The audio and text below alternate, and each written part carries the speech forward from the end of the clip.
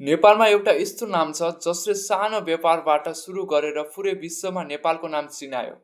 एक समय थियो जब नेपालबाट विश्व स्तरको कम्पनी बनाउने कुरा सपना जस्तै लाग्थ्यो। तर एउटा व्यक्तिले त्यो सपना मात्र देखेनन्, सत्यमा बदलिए। उनी हुन् नेपालको पहिलो अरबपति विनोद चौधरी। आजको भिडियोमा हामी हेर्नेछौँ उनको सङ्घर्ष, वाइवाई चाउचाउ कम्पनीको कहानी, कसरी बन्यो अरबपति, उनको सफलता पछाडिको रहस्य अनि केही विवादहरू पनि हेर्नेछौँ।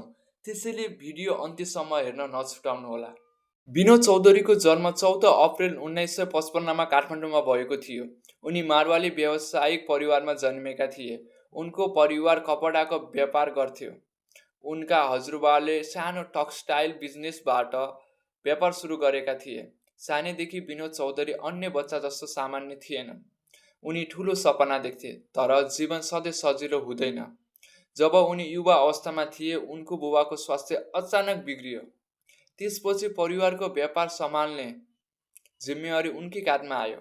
त्यो बेला उनी अझै पढाइ गरिरहेका थिए, तर परिवारलाई बचाउन उनले आफ्नो पढाइभन्दा व्यापार रोजे। त्यही निर्णयले उनको जीवन बदलियो। त्यो समय नेपालमा व्यापार गर्ने धेरै कठिन थियो। न राम्रो सडक, न राम्रो उद्योग, न राम्रो अन्तर्राष्ट्रिय पहुँच। तर विनोद चौधरी हार मान्ने मानिस थिएनन्। उनले सानो सानो व्यापारबाट सुरु गरे। एक समय उनले डिस्को क्लब पनि चलाएका थिए। त्यसले उनलाई मानिसहरूसँग कसरी व्यवहार गर्ने र बिजनेस कसरी चलाउने भन्ने सिकेका थिए। बिस्तारै बिस्तारै उनले व्यापारको गहिरो अनुभव हासिल गरे। अब सुरु हुन्छ उनको जीवनको सबैभन्दा ठुलो टर्निङ पोइन्ट। एक दिन थाइल्यान्ड जाँदा उनले धेरै मानिसहरूले नुडल्स बोकेको देखे। त्यसपछि उनको दिमागमा एउटा आइडिया आयो, किन नेपालमा यस्तो नुडल्स ल्याउने। त्यो समय नेपालमा इन्स्ट्यान्ट नुडल्स खासै लोकप्रिय थिएन। धेरैले उनलाई भने यो बिजनेस चल्दैन, तर उनले कसैको कुरा सुनेनन्। उनी थाइल्यान्ड गए र वाइवाई बनाउने कम्पनीसँग भेट गरे। सुरुमा थाइल्यान्ड कम्पनीले पनि विश्वास गरेको थिएन, किनभने नेपाल गरिब देश थियो तर विनोद चौधरीले आफ्नो भिजन देखे।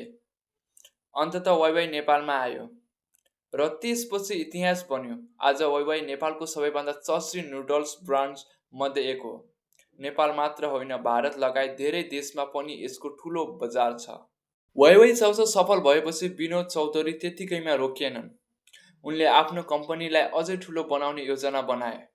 विश्वका 35 भन्दा बढी देशमा फैलिएको मल्टिनेसनल कम्पनी मध्ये उनले hotel, Boeing, electronics, comment, education, real इस्टेटमेन्ट आदिमा पनि बिजनेस गर्न थाले। कम्पनीमा हजारौं मानिसले काम गरिरहेका छन्।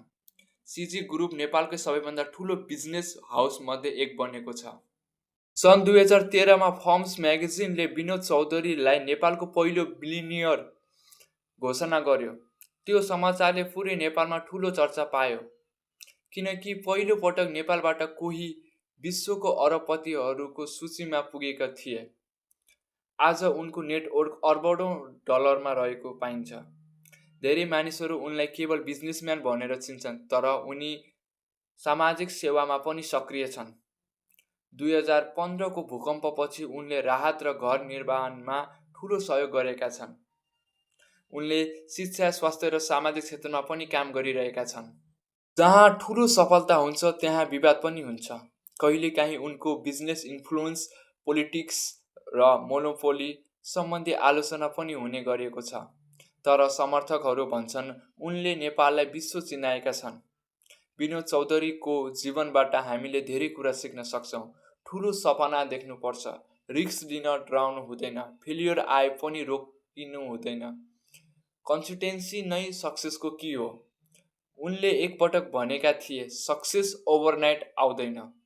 तपाईलाई विनोद चौधरीको कुन कुरा सबैभन्दा इन्स्पायरिङ लाग्यो? कमेन्ट गरेर भन्नुहोस्।